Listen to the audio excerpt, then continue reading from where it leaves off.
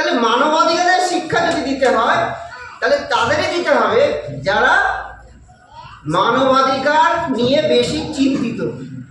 একজন সাধারণ রিস্কওয়ালার পক্ষে তো মানবাধিকার লঙ্ঘন করা সম্ভব কম, আর যদি বা করেছে তো মানবাধিকার লঙ্ঘন করছে বলে করছে না, সে তো করছে না জানি। মানবাধিকার লঙ্ঘন তো হয় সব থেকে বেশি রাষ্ট্রের দ্বারা। আসসালামু আলাইকুম,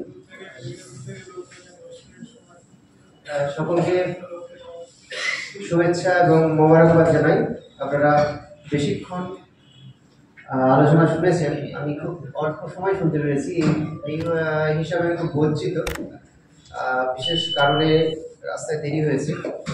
আজকের বিষয় খুব গুরুত্বপূর্ণ। এইটা আজকের বিষয় নয়,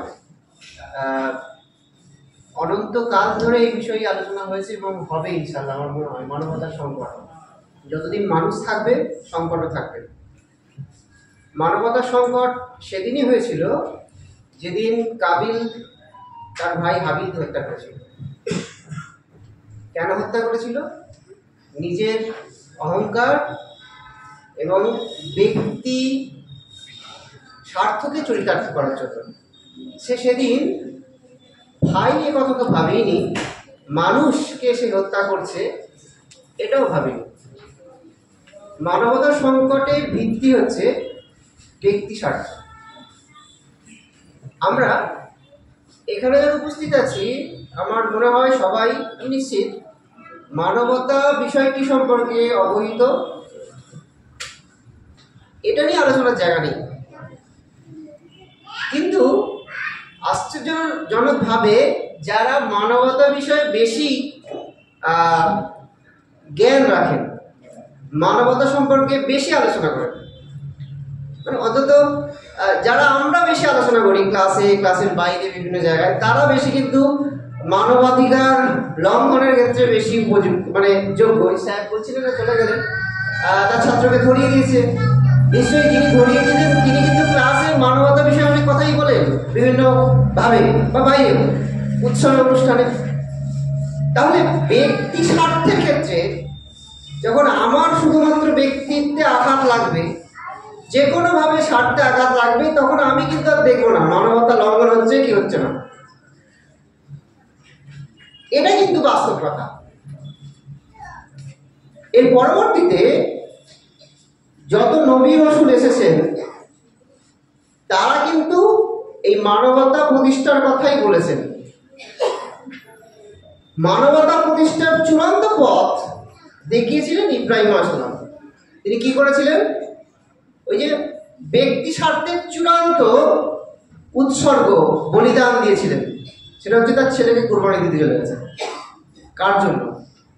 আল্লাহর জন্য। মানবতার সমাধানের পথ কিন্তু ইব্রাহিম আলাইহিস সালাম দেখিয়েছে। কি বলেছেন? যে তুমি কেউ নও, তোমার ব্যক্তি স্বার্থ বলে কিছু নেই। তুমি এই পৃথিবীতে একটা ক্ষুদ্র জীব, যাকে একজন স্রষ্টা পাঠিয়েছেন, তার কথাই কথা, তার মর্যাদাই মর্যাদা, তার আদেশই আদেশ, তার নিষেধই নিষেধ। তোমার ব্যক্তির কোনো মূল্য নেই। অর্থাৎ তুমি সর্বস্বভাবে যদি স্রষ্টার কাছে আত্মসমর্পণ করতে পারো এবং যদি মনে করো এই পৃথিবীতে যা কিছু ঘটবে তাতে আমার কিছু ক্ষতির কারণ নেই, তাহলে তুমি মানবতা রক্ষা করতে পারো। আমি যদি ভাবি আমার ক্ষতি হয়ে যাবে, অর্থনৈতিক, প্রশাসনিক, অন্যান্য ক্ষমতা, বা আমার সম্মানহানি হবে, তাহলে কিন্তু মানবতা সে কোনোদিন রক্ষা করতে পারবে না। যেটার বাস্তব ফল সারা জীবন দিয়ে, মানে বাস্তবায়িত করেছেন সারা জীবন দিয়ে, তিনি হচ্ছেন মুহাম্মদ সাল্লাল্লাহু আলাইহি ওয়াসাল্লাম। জন্ম থেকে মৃত্যু পর্যন্ত মুহাম্মদ সাল্লাল্লাহু আলাইহি ওয়াসাল্লাম তিনি যখন ওফাত হচ্ছেন, তিনি কিন্তু হেজাজ সহ পুরো আরব উপদ্বীপের শাসক।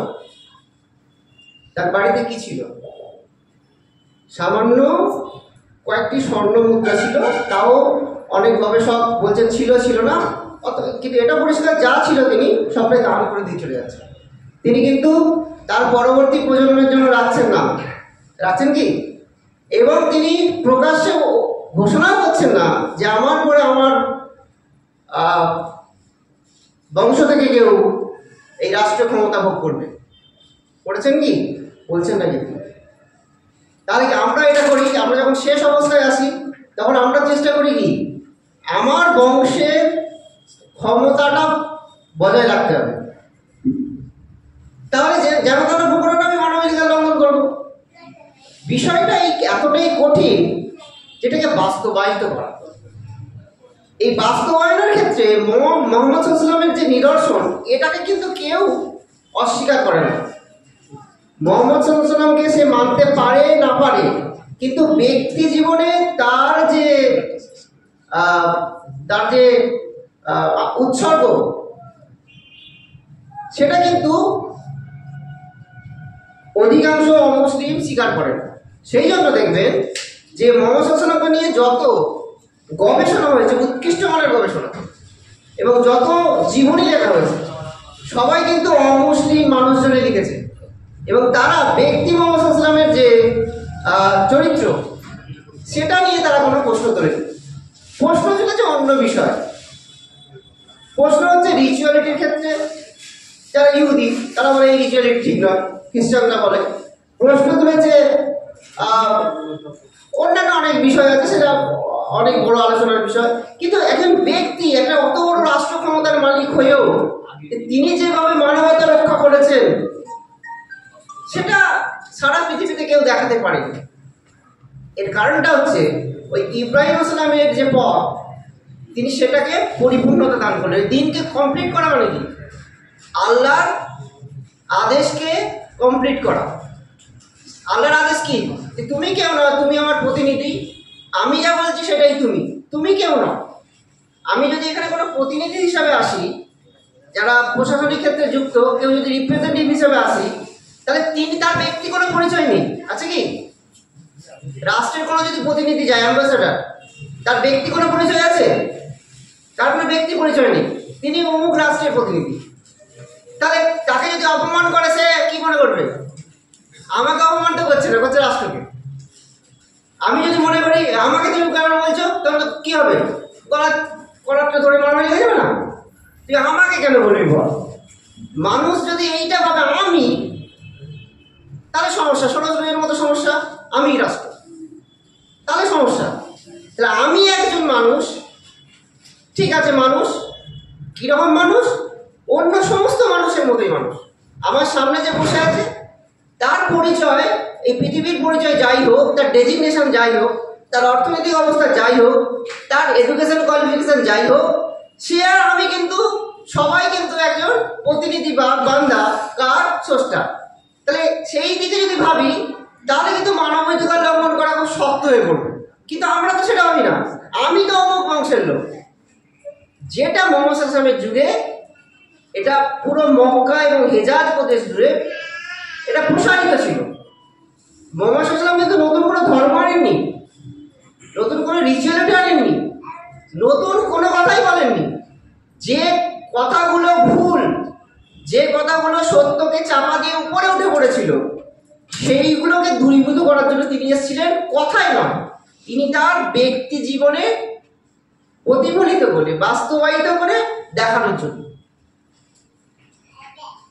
এটা যদি আমরা প্রত্যেকের জীবনে মানবাধিকার লঙ্ঘনের ক্ষেত্রে মনে রাখতে পারি, অন্তত তারা যারা সামাজিক ক্ষেত্রে, রাষ্ট্রীয় ক্ষেত্রে প্রতিষ্ঠিত আছে, তারা যদি বাস্তবায়িত করতে পারি, তবে কিন্তু মানবাধিকার লঙ্ঘন আটকানো সম্ভব। একজন অতি সাধারণ মানুষ, সে কিন্তু মানবাধিকার লঙ্ঘন করে না, তার দ্বারা কিন্তু মানবাধিকার লঙ্ঘন হয় না। এটা বুঝতে হবে। মানবাধিকার লঙ্ঘন হয় সব থেকে বেশি রাষ্ট্রের দ্বারা। রাষ্ট্র কারা পরিচালনা করে?